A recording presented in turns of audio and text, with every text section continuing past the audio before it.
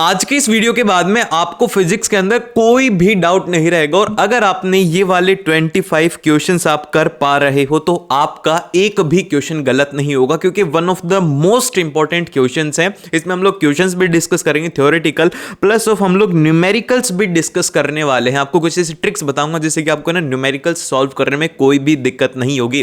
तो बिना time waste किए हम लोग सीधा स्टार्ट करते। सो अब आता है हमारा क्वेश्चन नंबर फर्स्ट। अब क्वेश्चन नंबर फर्स्ट ध्यान से देखिएगा। क्वेश्चन नंबर फर्स्ट में हमसे कहा गया है कि spherical mirror produces a magnification of -1। तो अब आप जब भी ऐसे क्वेश्चन पढ़ो, न्यूमेरिकल जब भी कर रहे हो, तो आप मेक श्योर करो कि जब भी आप उसको लिखें तो सबसे पहले जो गिवन है उसको लिखें। तो यहां पर मैग्निफिकेशन गिवन है वो है -1 of a object placed at a distance of 50 centimetre from the mirror. अब जैसे कि यहां पर इसमें ना साइन बहुत ज्यादा इंपॉर्टेंट है, तो यहां पर ऑब्जेक्ट की डिस्टेंस गिवन है तो u की वैल्यू क्या हो जाएगी, वो हो जाएगी यहां पे -50 सेंटीमीटर। अब जैसे कि ये जो क्वेश्चन है ये 4 मार्क का क्वेश्चन पूछा गया था, तो अब इसके अंदर अलग अलग पार्ट्स में आपसे क्वेश्चन पूछा जाता है। तो जो इसका सबसे पहला पार्ट है, सबसे फर्स्ट पार्ट में हमसे पूछा गया कि what type of the mirror, किस तरीके का मिरर है। तो यहां पर जब आप लोग जानते हो कि अगर m की वैल्यू क्या होती है, वो होती है नेगेटिव, तो इस केस के अंदर रियल इमेज फॉर्म होती है। अब रियल इमेज किस केस के अंदर फॉर्म होगी, वो होगी हमारा यहां पर कॉनकेव मिरर में। तो फर्स्ट वाले का जो आंसर हो जाएगा वो हो जाएगा कि हमारा ये कॉनकेव मिरर है।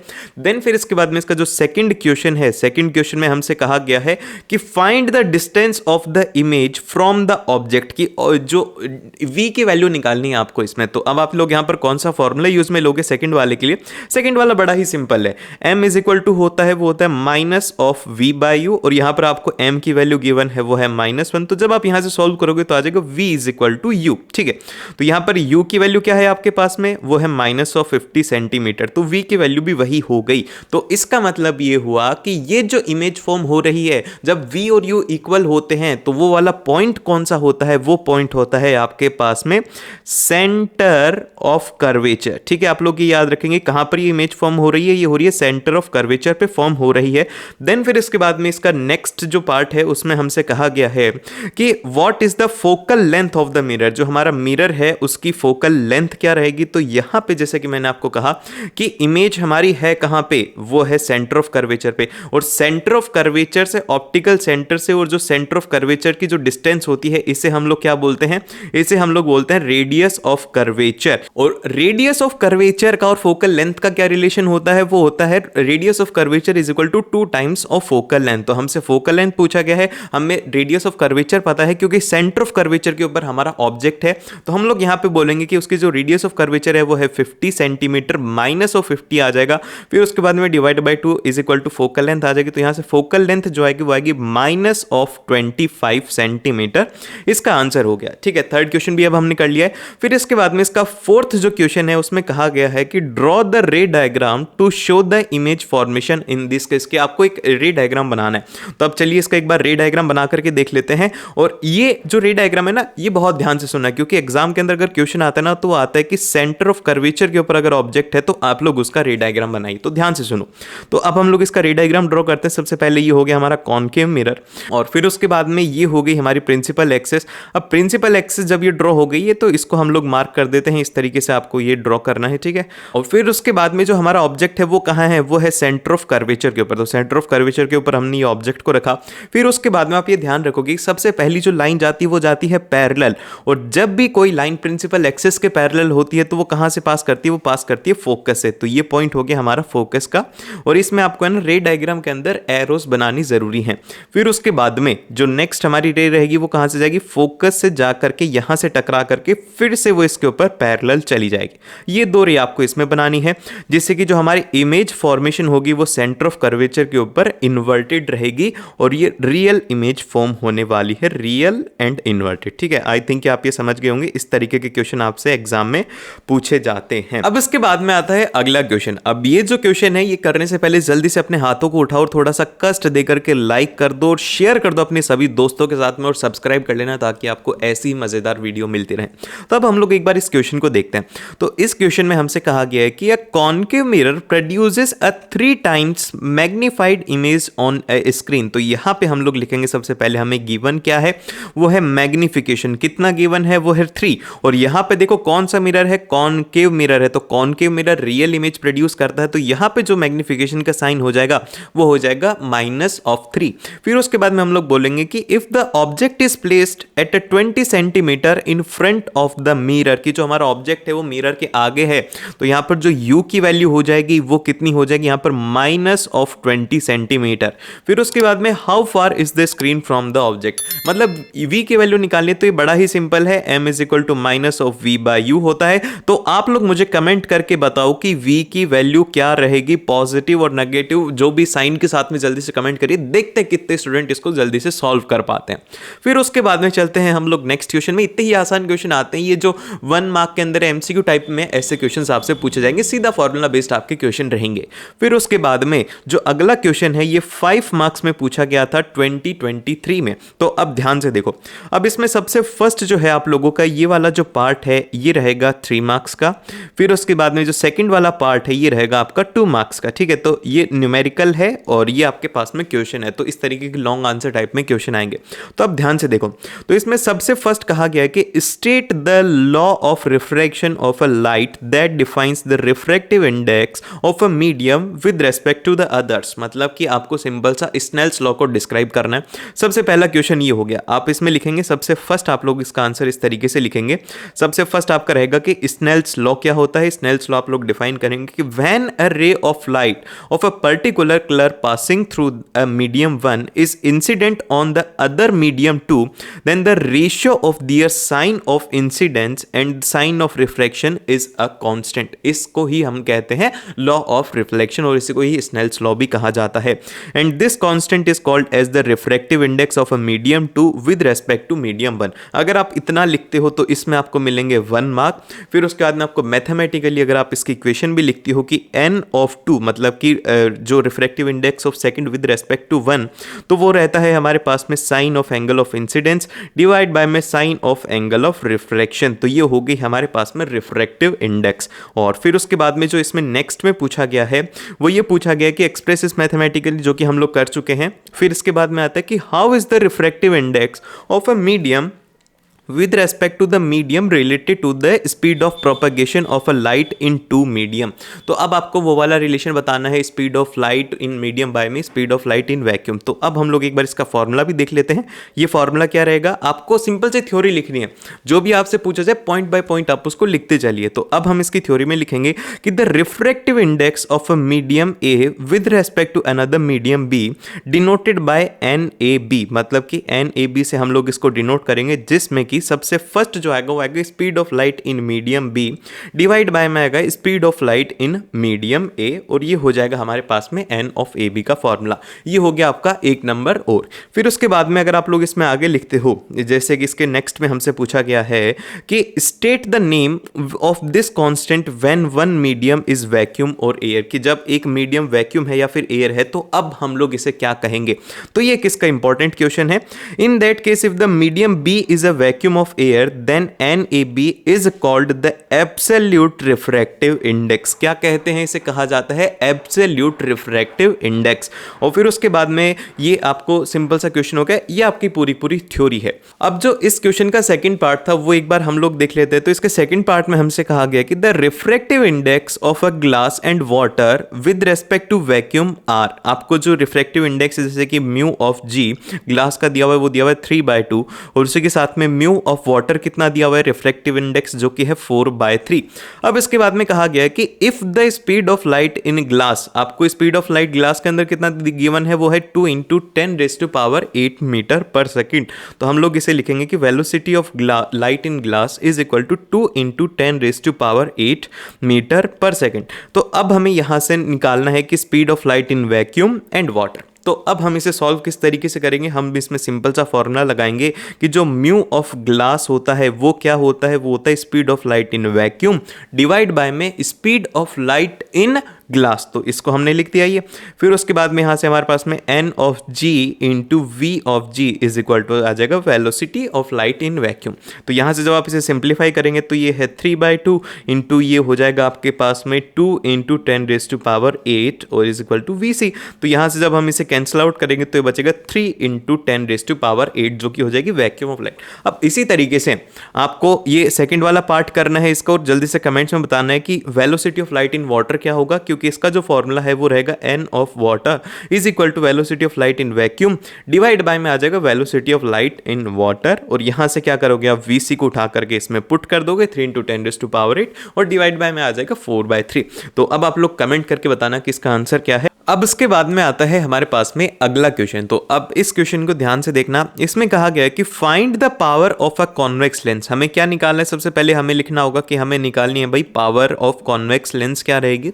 फिर उसके बाद में बोला गया कि which forms a real and inverted image. उसने क्या बना रहा है, वो रियल और इन्वर्टेड इमेज बना रहा है ऑफ मैग्निफिकेशन -1। तो m इज इक्वल टू -1 है। अगर हमें बोला जाता है कि मैग्निफिकेशन 1 है तो हम लोग यहाँ पर नेगेटिव साइन खुद से इंक्लूड कर लेते, क्योंकि कैसी इमेज है, रियल एंड इन्वर्टेड। फिर उसके बाद में of a object placed at distance of 20 centimetre, और जो हमारे u है उसकी वैल्यू कितनी है, वो है हमारे पास में -20 सेंटीमीटर, और हमें यहाँ पे पावर निकालनी। तो सिंपल सा हम लोग क्या करेंगे, सबसे पहले जो है हमें यहाँ पर पावर निकालने के लिए फोकल लेंथ की जरूरत पड़ेगी। तो अब हम इसे कैसे करेंगे, u की वैल्यू है तो m इज इक्वल टू हम लोग लिख देंगे -v/u, और -1 है तो इस वजह से जो हमारी v की वैल्यू है वो भी कितनी आ जाएगी, -20 सेंटीमीटर। तो अब इसके बाद में अगर हमें फोकल लेंथ निकालनी है तो हमें क्या करना होगा। अब आप बोलोगे कि भैया हमारे पास में u की वैल्यू है, v की वैल्यू है, तो अब हम लोग मिरर फॉर्मूला लगा करके यूज में ले लेंगे 1/f इज इक्वल टू, ये वाला फॉर्मूला नहीं लगाना, ये आपकी गलती है। अब ध्यान से देखो, इसके अंदर क्या है कि ऑब्जेक्ट कहां पर है, जब v और u की वैल्यू होती है तो जो ऑब्जेक्ट होता है वो होता है सेंटर ऑफ कर्वेचर के ऊपर। तो आपके पास में यहां से वैल्यू किसके आगे, वो आगे radius of curvature is equal to हो गया है 20 सेंटीमीटर। तो अब आपको अगर फोकल लेंथ निकालनी है तो इसको डिवाइड बाय 2 कर दो, तो यहां से आ जाएगा 10 सेंटीमीटर आपकी फोकल लेंथ यहां पे हो जाएगी। अब इसके बाद में अगर साइन की बात हम लोग करते हैं, साइन कैसे रहेगा, तो यहां पर बोला जा रहा है कॉन्वेक्स लेंस की, तो यहां पर आ जाएगा -10 सेंटीमीटर हो गई इसकी फोकल लेंथ। अब इसके बाद में हमें इसकी पावर निकालनी, तो पावर क्या होता है, पावर होता है 1 में फोकल लेंथ मीटर में, ठीक है। तो अब हमें इस फॉर्मूला के अंदर वैल्यू पुट करनी है, और जो हमारी फोकल लेंथ आई है यहां से वो आई है -10 सेंटीमीटर, ठीक है। सेंटीमीटर में हम इसे मीटर में कन्वर्ट करेंगे तो ये हो जाएगा -0.1 मीटर। तो अब आप लोग इसे जब यहाँ पे पुट करोगे -0.1, तो यहाँ से आपके पास में पावर की जो वैल्यू आएगी वो आएगी -10 डायोप्टर। इस तरीके से आपको न्यूमेरिकल सॉल्व करने होते हैं एग्जाम में। और फिर इसके बाद में आता है अगला क्वेश्चन है जो कि है हमारे ह्यूमन आई से जो क्वेश्चन है, ये थ्योरेटिकल क्वेश्चन इससे ज़्यादा आते हैं। तो अब लोग एक बार इसके थ्योरेटिकल क्वेश्चन देख लेते हैं। और ये जो क्वेश्चन है 2017 से लेकर के 2023 तक में 3 से 4 नंबर में इनमें से कोई ना कोई एक तो आता है। मेनली आपके 6 पार्ट है, तो हम 6 के 6 देख लेते हैं। तो जो सबसे पहला हमारे पास में आता है वो आता है कॉर्निया। कॉर्निया क्या होता है, सबसे पहले कॉर्निया का फंक्शन हम लोग देख लेते हैं कि cornea it is a transparent blush on the front surface of a eyeball which reflects the most of the light rays entering the eye. ये होता है हमारे ट्रांसपेरेंट एक सरफेस होता है जो कि हमारे आई के सबसे फर्स्ट वाला पार्ट जो होता है वो होता है कॉर्निया। इसका काम क्या होता है कि ये रिफ्लेक्ट करता है मोस्ट ऑफ द लाइट जो कि हमारी आंखों में एंटर करती है। देन फिर इसके बाद में इसका सेकंड क्वेश्चन है, उसमें कहा गया कि आइरिस क्या होता है। तो आइरिस के लिए हम लोग बोलेंगे कि अ dark muscular diaphragm that controls the size of a प्यूपिल। Size of प्यूपिल किससे कंट्रोल होता है, वो होता है आइरिस से। फिर उसके बाद में आता है प्यूपिल क्या होता है, तो प्यूपिल को हम लोग बोलेंगे कि it controls the amount of light entering into the आई। प्यूपिल की जो साइज है उसको कौन कंट्रोल करता है, आइरिस। और आइरिस का मतलब प्यूपिल का क्या काम है कि जो हमारी आंखों के अंदर लाइट एंटर कर रही है वो कितनी होगी, ये काम होता है प्यूपिल का। फिर इसके बाद में आता है इसका फोर्थ पार्ट में हमसे कहा गया कि क्रिस्टलाइन लेंस क्या होता है। तो अब हम लोग क्रिस्टलाइन लेंस बेसिकली हमारी आंखों का जो लेंस होता है जो कि हमारी फोकस करके हमारी जो इमेज है उसको रेटिना के ऊपर फॉर्म करता है, ये उसका काम होता है। तो हम लोग लिखेंगे कि the crystalline lens of a human I focuses the light that enters the I and form the image on the retina. इसका काम होता है इमेज फॉर्म करने का रेटिना के ऊपर।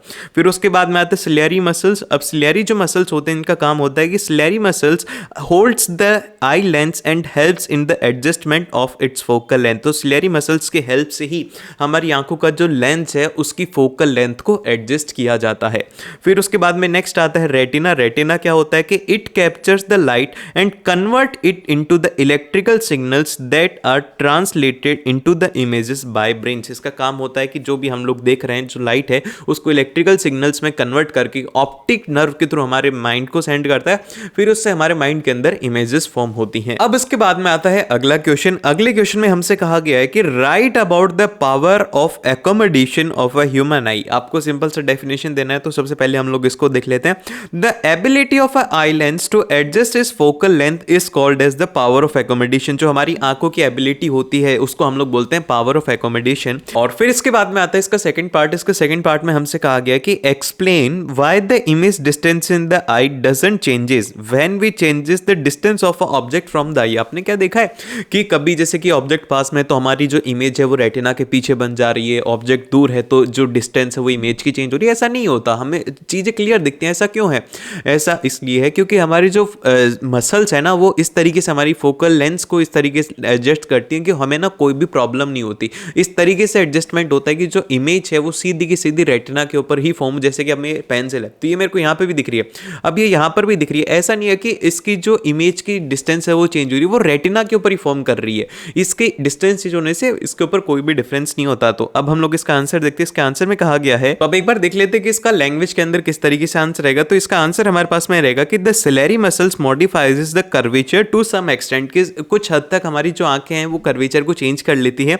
And the change in the curvature of a eye lens can thus change the focal length, जिसकी वजह से हमारी जो फोकल लेंथ है वो भी चेंज हो जाती है। As the focal length of the human lens increases और decreases depending on the distance of a object, value to this distance of the image does not changes, कि जो हमारी फोकल लेंथ है वो चेंज हो जाती है तो जो डिस्टेंस ऑफ वी है वो चेंज नहीं होगा, क्योंकि यहां पर जो जैसा यू चेंज हुआ वैसा ही एफ चेंज हो गया। तो उसकी वजह से क्या होता है, वी के अंदर कोई भी चेंज नहीं होता। जैसे कि एग्जांपल यहां पे दिया हुआ है कि when the ciliary muscles are relaxed the lens becomes thin and its focal length increases, कि जब हमारा जो लेंस होता है वो अगर रिलैक्स हो जाता है तो उसके इसके अंदर फोकल लेंथ इंक्रीज हो जाती है। Thus enable us to see the distant object clearly, जिस वजह से हम लोग दूर के ऑब्जेक्ट देख सकते हैं। जैसे कि आप पास का देखते हो तो आपकी आंखों की जो फोकल लेंथ होती है ना वो डिक्रीज होती है, जब आप दूर का देखते हो ना तो वहां पर क्या होता है कि आपकी आंखों की जो फोकल लेंथ है वो रिलैक्स हो जाती है और वो वहां पर इंक्रीज हो जाती है, जिस वजह से आप उसे देख पाते हो। फिर इसके बाद में आता है अगला क्वेश्चन। अगले क्वेश्चन में हमसे कहा गया है कि a person is suffering from both the myopia and hypermetropia, उसको दोनों प्रॉब्लम है। तो what kind of lenses can correct this defect, कि उसका कौन से जो लेंस है वो इसको सही कर पाएंगे। तो इसका जो आंसर रहेगा जो कि दोनों से डिफेक्ट होता है उसको हम लोग बोलते हैं कि उसको यूज में लेना चाहिए बायफोकल लेंस। फिर इसके बाद में इसका सेकंड क्वेश्चन आता है। इसके सेकंड पार्ट में हमसे कहा गया कि how this lenses are prepared, कि जो बायफोकल लेंस होते हैं इनको किस तरीके से प्रिपेयर किया जाता है। A common type of a bifocal lens contain the both concave and convex lens इसमें होता है, and it is prepared with the upper portion consisting of a convex lens which facilitates the distant vision and the lower portion consisting a convex lens which facilitates the near vision, की जैसे कि अगर दूर का देखना है तो उसके लिए वहां पर यूज में लिया जाता है कॉनकेव, अगर पास का देखना है उसे तो उसके लिए यूज में लिया जाता है कॉन्वेक्स लेंस। फिर उसके बाद में हमसे कहा गया है कि ये जो पर्सन है, अब जैसे कि ये न्यूमेरिकल है इसका, इसमें कहा गया कि person needs a power of a +3 for correcting his near vision and -3 dioptre for correcting his distant vision. Calculate the focal length of a lens required to correct this defect, की ये जो focal length है वो उसके लिए कितनी रहेगी। तो अब हमारे पास में इसके दो केस बनने वाले। तो सबसे पहला जो है वो है कि नियर के केस के अंदर क्या रहेगा। तो जब भी नियर विजन की अगर हम लोग बात करते हैं तो नियर विजन के लिए हम लोग बोलेंगे वहां पर कौन सा लेंस यूज में होगा, वो होगा यहाँ पर कॉन्वेक्स लेंस। ठीक है, कॉन्वेक्स लेंस हम लोग यूज में लेंगे। तो हमारे पास में जो पावर आएगी, पावर इज इक्वल टू होता है 1 में फोकल लेंथ। ठीक है, तो यहाँ पर पावर आपको दिया हुआ है प्लस ऑफ यहाँ पर आ जाएगा 3 डायोप्टर इज इक्वल टू 1 में फोकल लेंथ। तो यहाँ से फोकल लेंथ जो आएगी वो आएगी आपकी 33.33 सेंटीमीटर। ठीक है, समझ गए ना कैसे आया। यहाँ पर ये 1/3 गया, 0.33 हुआ, फिर उसको मीटर से सेंटीमीटर में किया तो ये आ गया। अब इसी तरीके से अगर हम लोग बात करते हैं डिस्टेंट विजन की, डिस्टेंट मतलब कि दूर के विजन की, तो उस केस के अंदर क्या होगा, जो पावर है वो सेम है, बस उसका साइन चेंज है। तो इसी वजह से क्या होगा कि जो फोकल लेंथ है वो भी सेम रहेगी, बस उसका साइन चेंज हो जाएगा, -33.33 सेंटीमीटर हो जाएगी उसकी फोकल लेंथ। फिर उसके बाद में आता है अगला क्वेश्चन। अगले क्वेश्चन में हमसे कहा गया है कि what is the dispersion of a white light, कि डिस्पर्जन ऑफ व्हाइट लाइट होता क्या है। तो हम लोग लिखेंगे कि the splitting of a white light into its 7 constituent colours due to refraction is known as dispersion of white light, की ये जो हमारी लाइट है, जैसे कि विबग्योर जो बनता है व्हाइट लाइट से, उसको हम लोग क्या कहते हैं, उसको कहते हैं हम लोग डिस्पर्जन ऑफ लाइट। फिर उसके बाद में आता है कि states its causes and draw a रे डायग्राम, आपको एक रे डायग्राम भी बनाना और आपको उसके कॉजेज भी करने। ये 2017 के अंदर 3 मार्क्स में क्वेश्चन पूछा गया था। तो अब हम लोग इसका आंसर करते हैं। तो इसका आंसर इस तरीके से होगा कि कॉजेज ऑफ डिस्पर्जन क्या होता है, वो होता है कि when a beam of white light enters a prism it get refracted and split into the 7 constituent colours. फिर उसके बाद में the splitting of a light ray occurs due to the different bending angles from each colour. ये इसलिए होता है क्योंकि lights के अंदर बहुत सारे कलर होते हैं और जो प्रिज्म होता है उसमें अलग अलग जैसे कि डिफ्लेक्शन होता है, जिस वजह से क्या होता है कि उसके 7 कलर बनते हैं। और फिर उसके बाद में आता है कि thus each ray when passing through a prism bend at a different angle with respect to the incident beam thus giving a rise to the spectrum। अब ये अलग अलग एंगल के ऊपर बेंड होती है, जिस वजह से क्या होता है कि हमें यहाँ पर 7 कलर का स्पेक्ट्रम मिलता है। फिर उसके बाद में आता है अगला क्वेश्चन, ये है हमारा इलेक्ट्रिसिटी से। अब इलेक्ट्रिसिटी के जो ग्राफ वाले क्वेश्चन होते हैं ना, बहुत ज़्यादा इंपॉर्टेंट होता है, बहुत सारे स्टूडेंट इनको कर नहीं पाते, डर लगता है। मैं आपको बताता हूँ। अब देखो, आपको यहाँ पर I वर्सेस V का ग्राफ गिवन है, ठीक है। तो अब ऐसे के अंदर क्या करना होता है, आपको कोई भी एक को कांस्टेंट कर देना है। तो आप क्या कर रहे हो, यहाँ पर V is equal to I R आप यूज में लेंगे, और यहाँ पर मैं बोल रहा हूँ कि ये जो I है हम इसे बोल देते हैं कि ये एक कांस्टेंट वैल्यू है, ठीक है। तो अब हमने कांस्टेंट करने के लिए क्या किया, यहाँ से I की एक वैल्यू हमने ले ली, ठीक है। ये वैल्यू हमने क्या कर ली है, I की यहाँ पर बोल दिया कि ये I0 वैल्यू है, ये सबके लिए सेम है। अब इसके बाद में आप देखोगे कि रेस्पेक्टिव R2 के लिए ये क्या हो गया, ये हो गया V3, फिर ये इसके लिए वैल्यू क्या हो गई, ये हो गई V2, और फिर उसके बाद में यहाँ पर क्या हो गया, ये हो गया V1, ठीक है। हमने इस तरीके से इसे मार्क किया। अब देखो, अब जो हमारा ये I कांस्टेंट है, तो हम बोल सकते हैं कि V is proportional to R, ठीक है। V is proportional to R हुआ। तो अब आप यहाँ पर रिलेशन निकालोगे, वोल्टेज के अंदर रिलेशन निकालो। तो यहाँ पर सबसे बड़ा क्या है, वो है V1, फिर उसके बाद में कौन सा है, फिर उसके बाद में है आपका V2, और सबसे कम क्या है, वो है V3। अब इसी तरीके से रेजिस्टेंस के भी प्रोपोर्शनल है, जैसे कि V is proportional to R है, तो यहाँ पर क्या है, क्योंकि I यहाँ पे कांस्टेंट किया हमने, जिस वजह से ये आ गया। तो हम बोल सकते हैं कि R1, फिर उसके बाद में R2, फिर उसके बाद में R3। इस तरीके से आपको करना है। ये बड़ा ही सिंपल सा टेक्निक है जिसको कि आप लोग यूज़ कर सकते हो एग्जाम के अंदर। ऐसे क्वेश्चंस बहुत बार पूछे जाते हैं। आई थिंक कि इसका आंसर हमने हाँ ये सही किया है, ठीक है। बी ऑप्शन इसका एकदम से करेक्ट हो गया। फिर उसके बाद में चलते हैं इसके नेक्स्ट, न्यूमेरिकल क्वेश्चन इस चैप्टर से ज़्यादा आते हैं। तो न्यूमेरिकल आपको ना हर एक फॉर्मूला से मैं आपको बता दूंगा, तो आपको ज़्यादा टेंशन नहीं लेनी।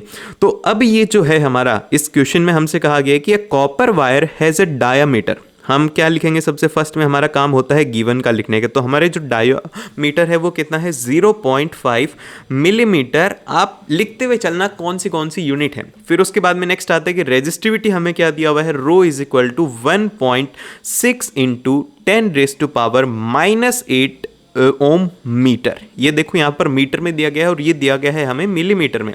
फिर उसके बाद में बोला गया है कि calculate the length of wire to make a resistance of 100 ohm. आपको 100 ओम का रेजिस्टेंस बनाना है, तो इसके लिए लेंथ की क्या रिक्वायरमेंट रहेगी। तो यहाँ पे हमारा फॉर्मूला हम लोग यूज में लेंगे, R is equal to rho l by a, ठीक है। R is equal to rho l by a हो जाएगा। तो यहाँ पर ये रेजिस्टेंस कितना है, वो है 100 ओम, जो कि हमें गिवन है। और फिर उसके बाद में लेंथ हमें की निकालनी है, और रेजिस्टिविटी है वो है 1.6 इंटू 10⁻⁻8 इंटू ये हो गया लेंथ, जो कि हमें फाइंड करनी है। अब आती है बात एरिया की। तो एरिया हम लोग किस तरीके से निकालेंगे, तो देखो एरिया क्या होता है, एक सर्कुलर वायर है तो उसका क्या हो जाएगा, वो हो जाएगा πr², ठीक है। तो अब हम लोग इसे लिखेंगे पाई इंटू, यहाँ पर हमें जो डायामीटर है वो डायामीटर गिवन है, तो हम लोग लिख देंगे d/2 सेंटीमीटर। अब जब हम इसे सॉल्व करेंगे तो हो जाएगा 3.14, और जो हमारा डायामीटर था ये कितना गिवन था हमें, ये था 0.5 मिलीमीटर गिवन था। तो अब हम क्या करेंगे, इसको क्या कर देंगे, शॉर्ट कर देंगे, मतलब कि मीटर के अंदर इसे जब हम लोग कन्वर्ट करेंगे तो ये क्या हो जाएगा, ये हो जाएगा 0.5 इंटू 10⁻⁻4 मीटर डिवाइड बाय में आ जाएगा 2, ठीक है। ये हो जाएगा हमारे पास में इसका स्क्वायर, ठीक है। इस तरीके से आपको रहेगा, क्योंकि 0.5 मिलीमीटर है, इसको कन्वर्ट हमने मीटर में किया है, तो इसके लिए हमने 10⁻⁻⁴ से इसे मल्टीप्लाई किया है।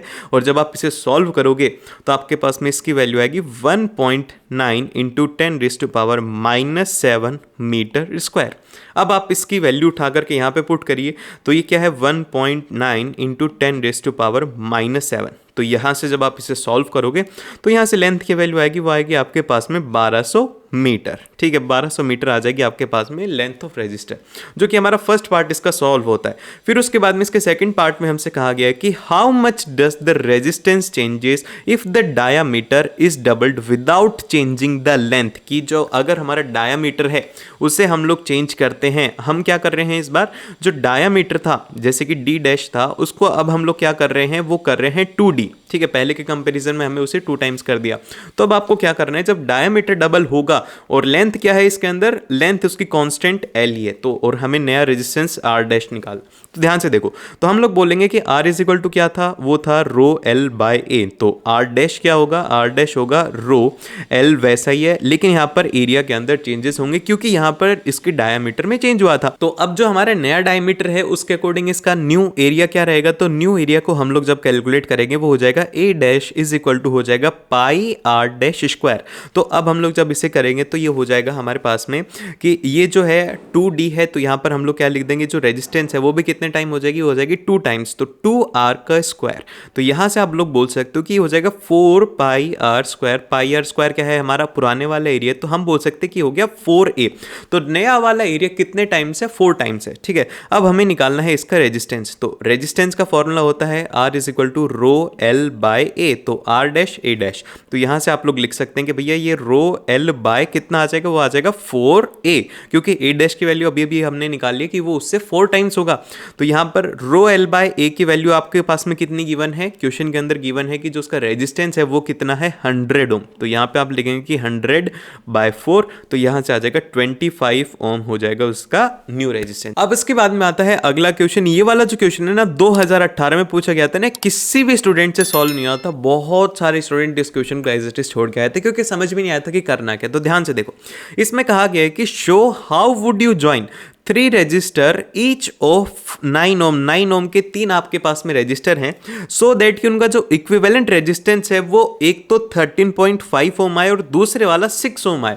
अब आप बोलोगे कि भैया इतना आसान क्वेश्चन नहीं आता, हम तो अभी कर देंगे। आप एक काम करो, ये जो है ना सबसे पहले इनको सीरीज के अंदर लगा दो। 9 + 9 आप करोगे तो भैया 18 ओम आ गया। चलो ये तो नहीं हुआ, सेकंड वाला पार्ट कर लेते हैं कि हम पैरेलल में लगा देते हैं 1/9 + 1/9 + 1/9। तो भैया इससे भी 3 ओम आ रहे हैं। तो अब हम क्या करें, ठीक है, अब हम क्या करें, तो देखो थोड़ा सा आपको यहाँ पर अपना दिमाग यूज में लेना है, कैसे हो रहा होगा। ठीक है, सबसे फर्स्ट आप देखो कि हमारा ये जो ए पार्ट है, ए पार्ट के अंदर क्या बोला गया है आपको, आपका जो रेजिस्टेंस है वो कितना होना चाहिए 13.5 ओम। अब देखो आपको हर एक रेजिस्टेंस जो कितने का गिवन है वो है 9 ओम का गिवन है। तो अब हम मान लेते हैं कि 13.5 को कैसे लिखा जा सकता है, 9 ओम प्लस ऑफ 4.5 ओम। तो क्या आपको पिक्चर दिखने लगी कि 9 ओम प्लस ऑफ 4.5 ओम। तो क्या हम लोग ये कर सकते हैं, हम लोग ये क्यों नहीं कर सकते। 4.5 ओम को लाने के लिए हम क्या करेंगे, दो जो 9 ओम के रजिस्टर्स हैं उनको क्या करेंगे, पैरेलल में कनेक्ट कर देंगे। क्या कर दिया, उनको पैरेलल के अंदर हमने जब कनेक्ट किया तो 1/9 + 1/9 आ गया 4.5, और जो एक 9 ओम का है उसको उसके साथ में कैसे कनेक्ट कर दिया, सीरीज के अंदर। तो टोटल क्या आ गया, वो आ गया हमारे पास में 13.5 ओम। इस तरीके से आपको करना है। मैं आपको इक्विवेलेंट एक बार ड्रॉ करके दिखा देता हूं कैसा हमारा डायग्राम बनेगा। इस तरीके से हमारा डायग्राम रहेगा, और फिर उसके बाद में ये जो 2 रजिस्टर हैं ये हमारे कनेक्टेड रहेंगे पैरेलल के अंदर। ये 9 ओम का है, ये 9 ओम का है, और ये 9 ओम का है। इसमें से जब हम लोग इनका रेजिस्टेंस निकाल लेंगे पैरेलल के अंदर, ये आ जाएगा 4.5, और इसके साथ में सीरीज में करेंगे तो ये हो जाएगा 13.5। ठीक है, समझ के फर्स्ट पार्ट आपको समझ में आ रहा है। ये बहुत ज़्यादा इंपॉर्टेंट क्वेश्चन है। फिर उसके बाद में अगले में हमसे कहा गया है कि हमें चाहिए 9 ओम मतलब 6 ओम रजिस्टर चाहिए। तो अब ये कैसे आएगा, तो इसको लाने के लिए थोड़ा दिमाग लगाओ। ठीक है, हमें कितना रेजिस्टेंस चाहिए, वो चाहिए 6 ओम, और जो हमारा पैरेलल के अंदर अगर हम टोटल करते हैं जो कि आर इक्विवेलेंट रहेगा वो रहता है 3 ओम। तो क्या इससे बात बनेगी, इससे बात नहीं बनेगी। तो अब हमने ये करके देख लिया 13.5 आ गया, लेकिन हमें कितना चाहिए, वो चाहिए 6 ओम। तो यहाँ पे हम क्या करेंगे, सबसे फर्स्ट हम देखेंगे कि यार ये इसको कैसे अचीव किया जा सकता है। तो आपको यहाँ पर थोड़ा सा दिमाग लगाना होगा कि भाई एक बार एक काम करते हैं कि जो दो रजिस्टर हैं उनको क्या करते हैं हम लोग सीरीज में कनेक्ट करते हैं, और फिर उसके बाद में जो बचा हुआ रजिस्टर है उसको इसके साथ में पैरेलल में कनेक्ट कर देंगे। तो क्या इससे बात बनेगी, ये 9 ओम का है, ये 9 ओम का है, और फिर उसके बाद में ये भी 9 ओम का है। ठीक है, तो क्या इससे बात बनेगी? तो आप देखोगे कि भाई 9 ओम और 9 ओम कितना हो गया, ये हो गया 18 ओम का रजिस्टर, और 1/18 प्लस ऑफ 1/9, तो क्या यहां से हो रहा है? एकदम से सही हो रहा है भैया, जो आपने बोला था वैसा ही हो गया। तो बस यही बात है, आपको सिंपल सा थोड़ा सा लॉजिक लगाना होगा कि पहले हमने दो को पैरेलल में किया था, अब दो को सीरीज को और उसके साथ में पैरेलल में हमें कनेक्ट करना है। तो ये यहाँ पर थोड़ा सा माइंड ट्रिकी वाला क्वेश्चन था, जो कि आपको एग्जाम में ना क्लिक करे अगर आपने ऐसा क्वेश्चन नहीं देखा है, तो ये एक इंपॉर्टेंट क्वेश्चन है। एंड अब इसके बाद में जो अगला क्वेश्चन है ना, ये थोड़ा इंपॉर्टेंट क्वेश्चन है। ऐसे क्वेश्चन एग्जाम के अंदर आते हैं और हम इसमें कंफ्यूज हो जाते हैं, तो ध्यान से देखना। इसमें कहा गया है कि 6 ohm resistance wire is double on itself, की जो उसकी लेंथ है उसको क्या किया गया है, यहाँ पर 2 टाइम्स किया गया है। तो अब ये जो ए वाला पार्ट है, ध्यान से रखना, अगर आपको जब तक क्वेश्चन के अंदर कहा नहीं जाए कि उसका एरिया कांस्टेंट है, तो आप उसका एरिया कांस्टेंट लेकर के चलो। लेकिन अगर आपको कह रहे हैं कि एरिया के बारे में कुछ भी नहीं है, तो आपको वहां पर बाय डिफॉल्ट लेना है कि जो एरिया है, अगर लेंथ डबल होती है तो जो उसका एरिया रहता है न्यू वाला, वो रहता है हाफ रहता है। ठीक है, ये आपको बात ध्यान रखनी है जब ये आपसे क्वेश्चन सॉल्व होगा। तो अब लेंथ डबल कर दी तो एरिया हाफ हो जाएगा, तो न्यू आर डैश कितना आएगा हमारे पास में, वो आ जाएगा R is equal to rho l by a. तो यहां पर आपके पास में जो लेंथ है वो हो गई 2l, फिर उसके बाद में एरिया कितना हो गया, वो हो गया a/2। तो यहां से आ जाएगा आपके पास में 4 टाइम्स ऑफ न्यू रेजिस्टेंस हो जाएगा, R dash is equal to 4 times of old resistance. ठीक है, फिर उसके बाद में जो अगला क्वेश्चन है, जैसे क्वेश्चन अभी हम कर गए थे ना, वैसे ये क्वेश्चन है, तो आप लोग ध्यान से देखना। ठीक है, अब इस क्वेश्चन में हमसे कहा गया है कि 3 रेजिस्टर ऑफ 2 ओम, कि आपके पास में 3 रेजिस्टर हैं, कितने ओम के, 2 ओम के हैं। अब बोला क्या है आपको कि are connected in such a way that total resistance is 3 ohm, कि उनका जो टोटल है वो कितना आ रहा है, वो आ रहा है 3 ओम। तो आप वो कॉम्बिनेशन बताओ। तो अभी हम लोग जो लास्ट क्वेश्चन करके आए थे वही क्वेश्चन है, ये वाला क्वेश्चन आपसे पूछा गया था 2020 में, और जो हम क्वेश्चन करके आए थे वो पूछा गया था 2018 के अंदर। तो वही कंसेप्ट फिर से रिपीट हुआ। तो अब मैंने आपको सिखाई दिया था कि 3 ओम है, तो इसको हम लोग कैसे लिखेंगे, वो लिखेंगे 2 ओम प्लस 1 ओम। तो अब 1 ओम किस तरीके से बनेगा, 1 ओम के लिए आपको क्या करना होगा, 2 ओम को दो जो ओम के हैं इनको पैरेलल के अंदर आप कनेक्ट करोगे, तो आपके पास में 1 ओम रेजिस्टेंस आ जाएगा, और उसके साथ में आप सीरीज के अंदर 2 ओम को कनेक्ट कर दोगे। जैसे कि हमारा फर्स्ट वाला केस है ना 13.5 वाला, वैसा ही ये वाला है। तो एक बार इसका कॉम्बिनेशन देख लेते हैं कि इसका कॉम्बिनेशन किस तरीके से रहेगा। तो सिंपल सा कॉम्बिनेशन है कि एक 2 ओम का रजिस्टर ये हो जाएगा, फिर बचे हुए जो 2 ओम के रजिस्टर हैं उसे हम लोग पैरेलल में कनेक्ट कर देंगे, इस तरीके से हो जाएगा, ताकि इनका जो रेजिस्टेंस है वो हो जाएगा 1 ओम आपके पास में, प्लस और फिर ये 2 ओम हो गया, तो मिला करके 3 ओम हो जाएगा। वही कंसेप्ट रिपीट हुआ है, तो ये कंसेप्ट आपको याद रखना चाहिए। फिर उसके बाद में आता है अगला क्वेश्चन। अगले क्वेश्चन के अंदर आपको ध्यान रखना है, ये जो सर्किट बेस्ड क्वेश्चन आते हैं ये बड़े ही सिंपल क्वेश्चन आते हैं। इसमें आपको ओम्स लॉ यूज में लेना है, V is equal to IR से पूरा क्वेश्चन सॉल्व हो जाएगा, इसके अलावा दूसरा फॉर्मूला नहीं चाहिए। तो इसमें कहा गया कि करंट इन ईच रजिस्टर आपको निकालना है। तो 6 वोल्ट की आपको बैटरी गिवन है, तो आप यहां पर लिखोगे V is equal to IR, voltage जो है इन सभी के अक्रॉस वो कितना रहेगा, वो रहेगा 6 वोल्ट। ठीक है, जैसे कि ये 30 ओम है, इसके अक्रॉस भी 6 वोल्ट रहेगा, तो 6 volt is equal to I, और R हो जाएगा यहाँ पे 30। तो I की जो वैल्यू आएगी आपके पास में वो आ जाएगी 1/5, जो कि आ जाएगा 0.2 एम्पेयर। इतना आसान है। फिर इसी तरीके से जो आप R की वैल्यू अगर 10 कर दोगे तो I की वैल्यू यहां पर आ जाएगी 10/6, फिर I3 जो है उसकी वैल्यू क्या आ जाएगी, वो आ जाएगी 10/5। तो यहाँ पे हमारे पास में जो वैल्यू आएगी वो आ जाएगी आपके पास में 2 एम्पेयर। इस तरीके से रहेगा आपके पास में ये। फिर उसके बाद बोला गया है टोटल करंट कितना रहेगा, तो आप लोग इसका इक्विवेलेंट रेजिस्टेंस निकाल सकते हो, या फिर इन तीनों का करंट आप आपस में ऐड कर दो, तो आपके पास में I इक्विवेलेंट आ जाएगा। और इक्विवेलेंट रेजिस्टेंस निकालने में तो कोई हर्ज ही नहीं होना चाहिए, ये तो आप लोग ही बताओगे कि 1/R इक्विवेलेंट क्या रहेगा, 1/30 प्लस ऑफ 1/10 प्लस ऑफ 1/5। तो जब आप इसे सॉल्व करेंगे तो आपके पास में यहाँ पे टोटल में आ जाएगा 31 प्लस यहाँ पर आ जाएगा 3 और यहाँ पे आ जाएगा 6। तो यहाँ पे जब हम करेंगे आ जाएगा 10/30। तो आर इक्विवेलेंट जो है वो 10/30 नहीं रहेगा, वो रहेगा आपके पास में 3 ओम। आपको लास्ट में उसको रिवर्स भी करना होगा। ये हो गया। इस तरीके से आपको सॉल्व कर रहे हैं, तब फास्ट आप इसे सॉल्व कर सकते हो। फिर उसके बाद में आता है अगला क्वेश्चन। बहुत ही ज़्यादा टफ क्वेश्चन था ये।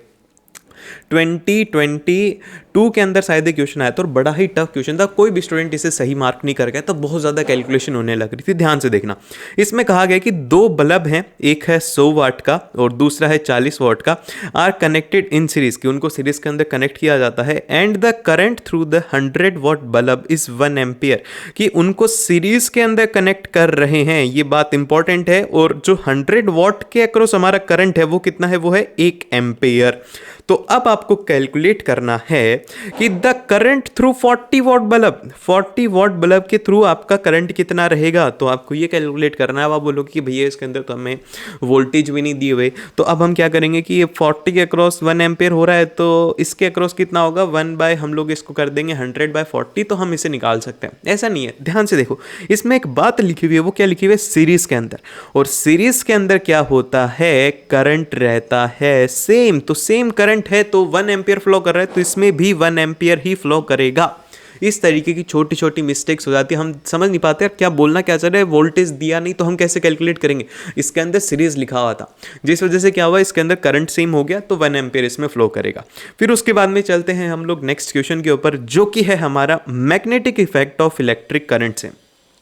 तो सबसे पहला जो क्वेश्चन है वो ये है कि what are the magnetic field lines and justify the following statements. तो सबसे पहले हम लोग बोलते हैं कि मैग्नेटिक फील्ड लाइंस क्या होंगी, imaginary continuous closed curve used to represent the magnetic field in the region is known as magnetic field line. जो मैग्नेटिक फील्ड रीजन होता है उसको डिनोट करने के लिए जो लाइंस को ड्रॉ करते हैं उसे हम लोग बोलते हैं मैग्नेटिक फील्ड लाइंस। फिर उसके बाद में आता है कि it directed from the north pole to the south pole outside the magnet and the south pole to the north pole inside the magnet, कि जब बाहर होता है तो कहाँ से होता है, नॉर्थ से साउथ होते हैं, और इनसाइड में कहाँ से होते हैं, साउथ से नॉर्थ होता है। ये होता है आपके पास में बार मतलब कि मैग्नेटिक फील्ड लाइंस में।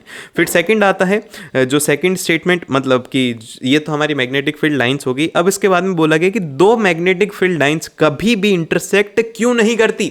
ये सबसे बड़ा क्वेश्चन है कि कटप्पा ने बाहुबली को क्यों मारा, उससे भी ज्यादा बड़ा क्वेश्चन है, क्योंकि क्वेश्चन बार बार एग्जाम के अंदर आता है। तो ये क्वेश्चन आपका आंसर इसका पता होना चाहिए कि the direction of a magnetic field at any point is obtained by drawing a tangent to the magnetic field line at that point, कि किसी भी पॉइंट के ऊपर जब हम लोग टेंजेंट ड्रॉ करते हैं तो वहां से हमें क्या मिलती है, उसकी डायरेक्शन मिलती है। ठीक है, फिर उसके बाद में नेक्स्ट आता है कि in case 2 magnetic field lines intersect at each other, कि अगर मान लो कि 2 मैग्नेटिक फील्ड लाइंस इंटरसेक्ट कर लेती, जैसे कि ये P पॉइंट है, इसके ऊपर ये गलती से इंटरसेक्ट कर लेती हैं, तो इस पॉइंट के ऊपर क्या होगा, एक तो ये टेंजेंट B वाली हो गई और एक ये इधर से टेंजेंट हो गई ये A वाली। तो क्या एक पॉइंट के ऊपर 2 टेंजेंट फॉर्म होती हैं, तो आंसर है नहीं होती। तो इसी वजह से क्या होता है कि यहां पर 2 मैग्नेटिक फील्ड लाइंस कभी भी इंटरसेक्ट नहीं कर सकती। ये है इसके पीछे का रीजन, और ये तो आप लोग मैथ्स में पढ़ के भी आए हो। फिर उसके बाद में नेक्स्ट आता है हमारे पास में इसका सेकंड वाला क्वेश्चन। सेकंड वाले क्वेश्चन में कहा गया है कि magnetic field lines are closed curve, वो क्लोज्ड कर्व होती हैं, इसको जस्टिफाई करो। तो इसके लिए हम लोग बोलेंगे कि it is taken by the conviction that the field lines emerges from the north pole and merge at the south pole. ये वो स्टार्ट होती हैं नॉर्थ पोल से और एंड होती हैं कहाँ पर, साउथ पोल के ऊपर। And inside the magnet the direction of a field line is from the south to north. मतलब कि क्या है कि सबसे पहले बाहर देखो, ये देखो मैग्नेटिक फील्ड लाइंस बाहर आप देखोगे तो कहां से जा रही है, साउथ से नॉर्थ जा रही है, लेकिन वहीं पर अगर इनसाइड हम लोग देख रहे हैं तो वो जा रही है नॉर्थ से साउथ। तो पूरा पूरा एक लूप कंप्लीट हो रहा है। जब एक पूरा पूरा लूप कंप्लीट हो रहा है तो उसे हम लोग बोलेंगे कि ये एक क्लोज्ड कर्व है। तो इसीलिए हमारा आंसर हो जाएगा कि it is that's why it is a closed curve lines. फिर उसके बाद में आता है अगला क्वेश्चन। अगले क्वेश्चन में आप ध्यान से देखिए कि ये एक जैसे कि नॉर्मल से एक छोटे से एक्टिविटी बेस्ड होते हैं वैसे क्वेश्चन है ये। तो इसमें कहा गया है कि a compass needle is placed near a current carrying straight conductor, कि एक कंपस था जैसे कि हमारा वायर है, इसके पास में कंपस को रख दिया गया है। And state your observation for the following cases and give the reason, कि आपको रीजन भी देना है और बताना है कि क्या होगा। सबसे फर्स्ट अगर हम लोग क्या करें कि मैग्नीट्यूड ऑफ इलेक्ट्रिक करंट को अगर हम लोग बढ़ाते हैं तो उससे क्या होगा, तो उसका हम लोग लिखेंगे कि as the amount of the magnetic field strength is directly proportional to the amount of the current, तो भैया हमारी जो मैग्नेटिक फील्ड होती है वो डायरेक्टली किसके प्रोपोर्शनल होती है, करंट के, कि कितना करंट उसमें फ्लो कर रहा है। तो अगर आप यहाँ पर इसकी करंट की वैल्यू इंक्रीज करोगे तो मैग्नेटिक फील्ड की जो वैल्यू है वो भी यहाँ पे इंक्रीज होगी। That's why so the deflection of a compass needle increase, जिस वजह से क्या होगा, डिफ्लेक्शन उसका इंक्रीज होगा। फिर उसके बाद में कहता है कि the compass needle is displaced away from the conductor, उसको दूर लेकर के जाएंगे, तो दूर लेकर के जाएंगे तो क्या होगा, डिस्टेंस कम होगा, और जब डिस्टेंस कम होगा तो मैग्नेटिक फील्ड का रीजन कम होगा, जिस वजह से मैग्नेटिक फील्ड कम होगी, तो मैग्नेटिक फील्ड कम होने की वजह से उसमें डिफ्लेक्शन कम आएगा, ये इसका रीजन है। तो यहां पर लिखा हुआ है कि since the magnetic field strength at the point is inversely proportional to the distance, ठीक है, from the wire, hence the deflection of a compass decreases when it is displaced from away from the conductor. Then फिर इसके बाद में आता है अगला question. अगला क्वेश्चन एक बड़ा ही इंपॉर्टेंट सा क्वेश्चन है। इसमें कहा गया है कि दो कॉइल्स हैं, जैसे कि कॉइल 1 और कॉइल 2 गिवन है। इसके अंदर कहा गया है कि जो coil 1 has comparatively large number of turns, इसमें ज़्यादा नंबर ऑफ टर्न्स हैं, और इसको हमने बैटरी से कनेक्ट कर रखा, और आपको बताना है कि जब की क्लोज होगी, जैसे कि हमारी ये जो की है, जब हम इसे बंद करेंगे तो क्या डिफ्लेक्शन आएगा गैल्वेनोमीटर में, फिर उसके बाद में जब ये ओपन रहेगी तो क्या डिफ्लेक्शन आएगा, और आपको उसका रीजन देना है। तो हमारा सबसे फर्स्ट रहेगा कि जब हमारी की क्लोज्ड रहेगी तो after setting up the circuit as shown we can observe that the deflection of a galvanometer connected to the second coil. ये बेसिकली लैंग्वेज लिखी जा रही है कि उसको कनेक्ट कर रखा है, आप ये साइंस के अंदर थोड़ा बना करके भी लिख सकते हो अपने मन से, थोड़ा आंसर बड़ा दिखाने के लिए। फिर उसके बाद में कहा गया कि this is because the potential difference and thus a current is induced in the coil. तो उसके अंदर जो डिफ्लेक्शन आ रहा है गैल्वेनोमीटर में वो इस वजह से आ रहा है क्योंकि उसके अंदर इंड्यूस्ड करंट हुआ, और जब इंड्यूस्ड करंट पैदा हुआ तो करंट के फ्लो होने से गैल्वेनोमीटर में डिफ्लेक्शन आता है। और अब इसके बाद में आता है इसका सेकंड केस, जिसके अंदर कि हमसे कहा गया कि व्हेन की के इज ओपन, जो की है उसको ओपन रखा जाएगा तो क्या होगा, तो हम बोलेंगे कि after closing it for some time it can be observe that the galvanometer shows a deflection but this time in the opposite direction की। जैसे कि हम लोगों ने जब ऑन किया था उस केस के अंदर अलग होगा, और जब क्लोज कर रहे हैं तो उस केस के अंदर अलग होगा, वही होगा। और फिर उसके बाद में ये ऐसा इसलिए होगा because when the current stops flowing in coil 1 the magnetic field associated with it changes in the opposite direction as a first case, thus inducing a current in the opposite direction. फिर उसके बाद में अगला जो question है ये है activity based question है। इसमें आपको एक्टिविटी लिखनी है। तो एक तो आप यहां पर ध्यान रखोगे कि आपको ये डायग्राम पता होना चाहिए, ये डायग्राम बहुत ज्यादा इंपॉर्टेंट है, इसका स्क्रीनशॉट लेना ना, उसी के साथ में ये जो एक्टिविटी है इसको अपने वर्ड्स के अंदर आपको लिखना है।